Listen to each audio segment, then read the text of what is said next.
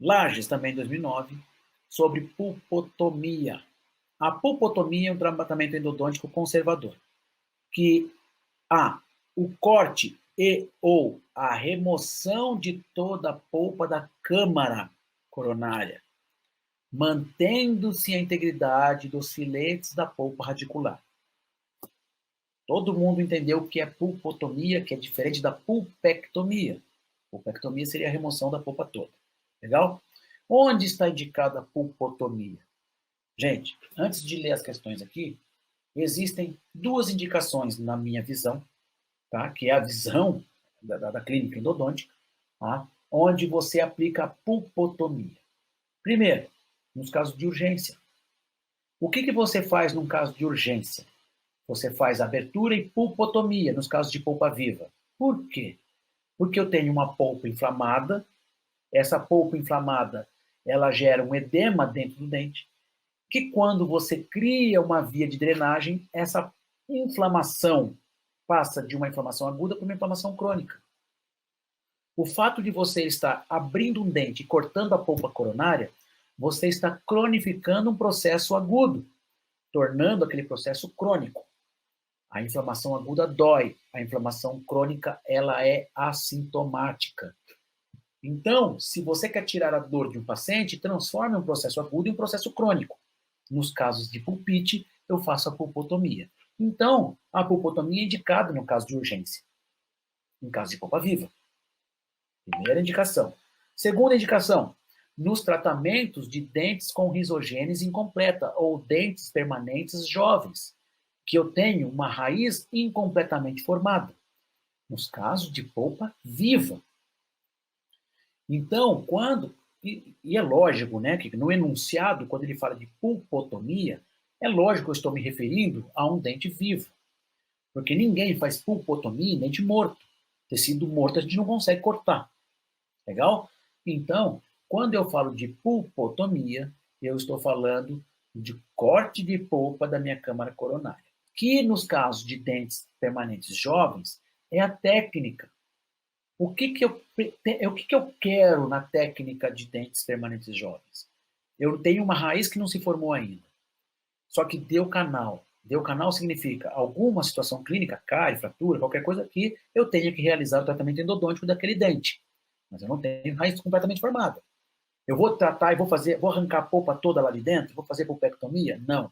Eu vou tirar a polpa coronária, preservar o filete radicular vivo, colocar uma medicação intracanal lá dentro, que no caso é o hidrólise de cálcio, para que eu permaneça com aquela polpa viva e ela seja capaz de continuar, dar continuidade ao processo de risogênese até a formação do ápice. É isso que eu quero. Nos casos de polpa morta, eu não tenho como fazer isso, porque eu não tenho polpa mais lá dentro.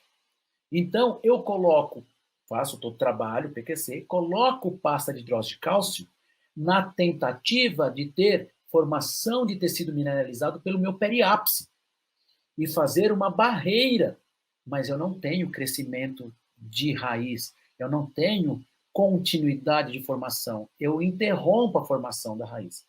E essa técnica chama-se apicificação. É o tratamento de dentes permanentes jovens de polpa morta. Legal? Então, são duas coisas distintas. E aqui ele está tratando, então, da pulpotomia. Então, pulpotomia é o tratamento endodôntico. Onde ela está indicada? Vamos ver. Quando houve exposição pulpar pequena durante remoção de cárie. Microexposição, se você vai fazer um tratamento conservador, você vai fazer o que a gente chama de capeamento direto e proteção pulpar. Eu não abro o dente. Se eu abro o dente para tratar um dente desses com pequena exposição pulpar de cárie, eu já vou fazer a pulpectomia e vou fazer o meu tratamento endodôntico. Eu não tenho necessidade de fazer pulpotomia e parar ali. Legal? Não sei se vocês entenderam. Se eu não vou fazer, capeamento direto. Se eu vou fazer, eu já faço direto. Todo o canal. Então não é indicação de pulpotomia. Em dentes com risogênese incompleta, com exposição pulpar ampla. Aqui eu acho que tem uma resposta correta. Vamos ler as outras só para poder discutir? Quando o dente apresenta dor ao frio que persiste após a remoção do estímulo. Esse é um caso característico de pulpite, quando você tem o estímulo, a dor e a permanência da dor após o estímulo. Eu tenho uma pulpite, pode estar na fase transitória ou irreversível. Ou seja, já são fases que eu levo em consideração o tratamento de canal. Não faço pulpotomia, eu faço a pulpectomia. Legal? Veja bem que aqui ele não está falando de dor espontânea, tá? Por isso que não caracteriza a urgência. É quando você tem a dor provocada por um estímulo. Bom, quando houve exposição pulpar com sangramento intenso e de cor vermelho escuro. Quando você tem esse tipo de exposição, você vai fazer a pulpectomia. Legal? Então, a resposta mais correta aqui, pulpotomia, lembre-se que são em casos de urgência endodôntica, quando o paciente apresenta dor intensa, nos casos de pulpite, ou quando você faz tratamento de risogênese incompleta em polpa viva. Ó, a pergunta de Tatiaia. É um exemplo de tumor odontogênico derivado do epitélio odontogênico sem a participação do ectomesênquima odontogênico. Quer dizer, quando ele fala isso, ele está falando justamente um tumor epitelial, porque é um tumor derivado do epitélio sem a participação do ectomesênquima.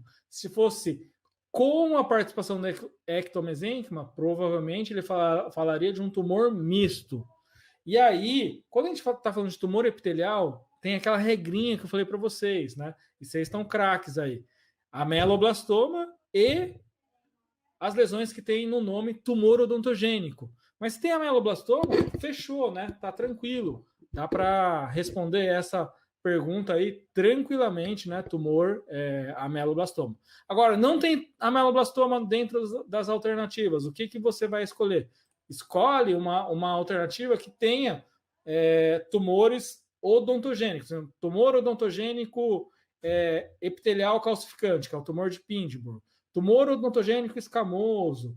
Tumor odontogênico adenomatoide. Então, nessas patologias aí, vocês poderiam acabar escolhendo a alternativa correta, tá? Então, aqui é bastante importante essa dica aí e saber, né, que o tumor do epitélio odontogênico, né, envolve os ameloblastomas e as lesões que tem no nome tumor odontogênico. Então, isso é bem importante que vocês lembrem, porque cai pergunta sobre classificação. Uma questão de uma prova que, não sei se foi a Mariana que enviou, alguém enviou num grupo aí de Cabo Frio, né, do Telegram. Bom Jesus de Itabapoana. O tumor odontogênico derivado do ectomesênquima, quer dizer, ectomesênquima é mesênquima, tá? Predominantemente encontrado em adultos jovens que se caracteriza radiograficamente por uma lesão uni ou multilocular, podendo causar deslocamento e reabsorção dos dentes na região do tumor, denomina-se. Então, lembrando, já é ectomesênquima, então a gente elimina, né,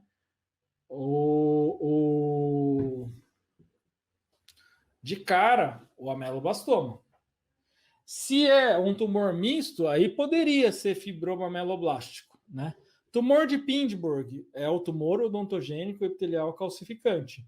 Então, esse é um tumor epitelial. E aí sobra qual alternativa? A alternativa B, mixoma. Eu sempre falo que, né, você tem que saber lembrar dos tumores do ectomesênquima. Por quê? Os tumores do ectomesênquima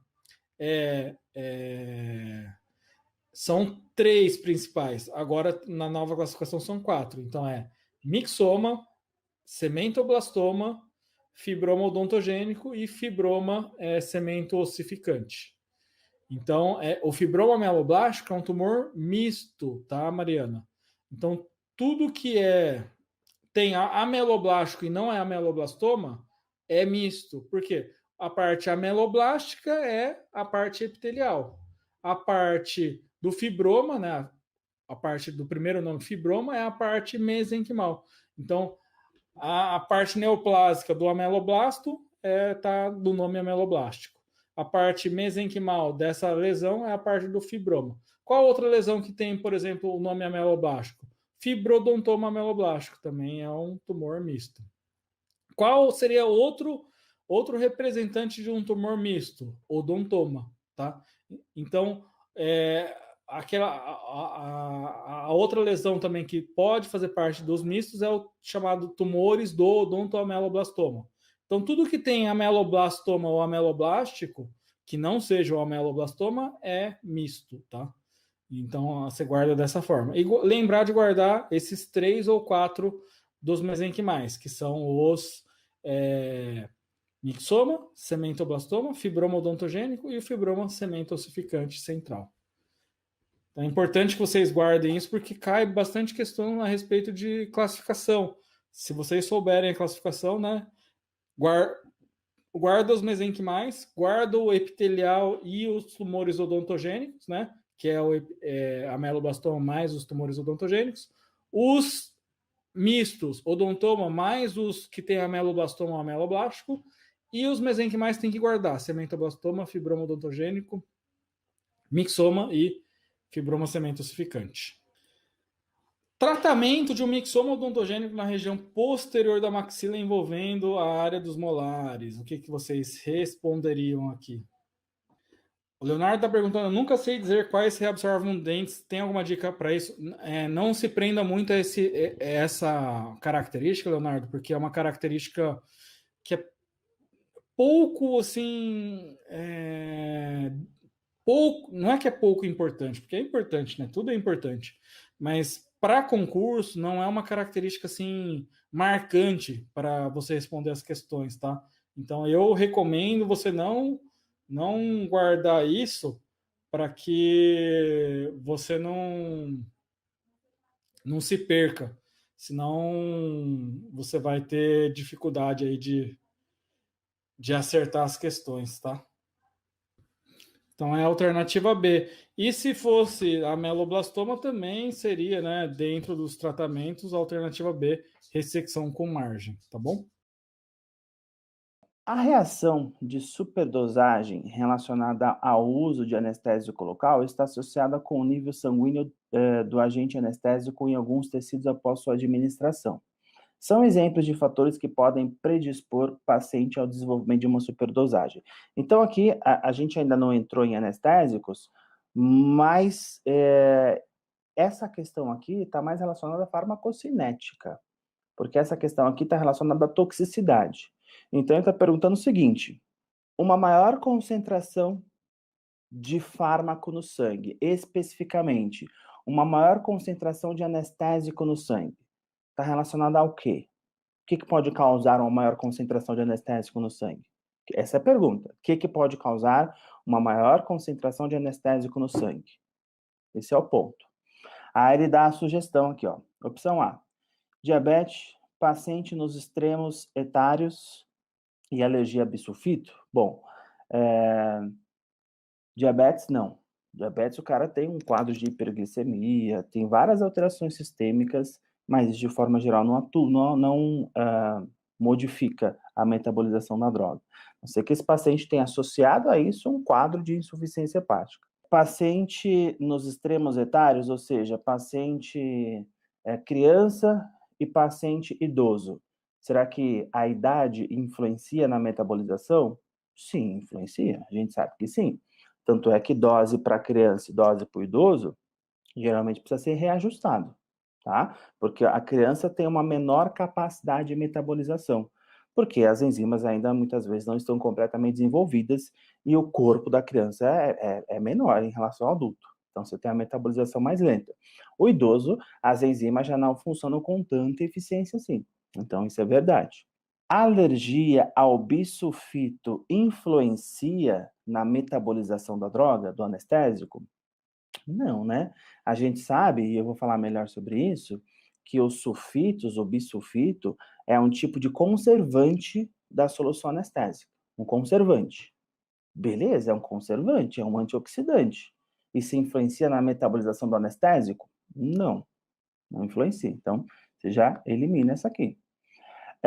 Opção B, presença de doença hepática. Opa, presença de doença hepática, com certeza, é um fator que influencia na toxicidade do anestésico local, uma vez que o principal local de metabolização dos anestésicos é no sangue, ou melhor, desculpa, é no fígado. Que sangue, professor? É no fígado. É claro que tem anestésico que é metabolizado no sangue, mas eu falo isso já já. O principal local é no fígado. Velocidade de injeção rápida? Opa, verdade. Porque se você faz uma injeção rápida, você acaba colocando, você acaba favorecendo uma quantidade mais rapidamente de anestésico no corpo. Obviamente, isso vai influenciar na possível toxicidade. E o uso de cimetidina, olha só, a gente falou da cimetidina. Antes da gente bater o martelo, vamos ver as outras questões. Presença de doença renal? Será que doença renal influencia na toxicidade do anestésico local? Sim. Ora, se os rins não estão funcionando plenamente, como eu falei para vocês, os rins são responsáveis pela eliminação da droga, do anestésico. E, inclusive, uma parte dos anestésicos são eliminados até mesmo de forma inalterada pelos rins. Agora, se o rim não está funcionando bem, você tem a tendência de acúmulo da droga no corpo, portanto, aumentando a chance de toxicidade. O uso de corticoides pode atrasar a metabolização? De forma aguda, não. O corticoide pode até causar alterações sistêmicas, mas de forma aguda, não. E uso de anestésico do tipo amida? Ora, se o fígado está funcionando bem, se não tem disfunção hepática nem nada, beleza, isso não vai influenciar. E aqui, nessa opção, não fala que o paciente tem alguma disfunção hepática. Então, portanto, o tipo de anestésico não vai influenciar, a não ser que ele tenha disfunção hepática, que não é o caso dessa terceira opção. Quarta opção, doença cardíaca isquêmica. Bom, vamos lá. Para o fármaco ser metabolizado lá no fígado, para o anestésico ser metabolizado no fígado, ele tem que chegar até o fígado. Tem que chegar até o fígado. E ele chega até o fígado pela circulação cardiovascular. Portanto, se você tem alguma disfunção cardíaca, você pode atrasar a chegada do fármaco no fígado e, portanto, pode favorecer a uma toxicidade. Então, sim. Uso de fenitoína e anestésicos do tipo éster. Não, anestésico do tipo éster, de novo, esse cara não tem disfunção hepática, tá? E outra, o anestésico do tipo éster não vai nem depender da metabolização pelo fígado. O éster, ele é metabolizado já no sangue. A alternativa correta, presença de doença hepática, velocidade de injeção rápida e uso de cimetidina.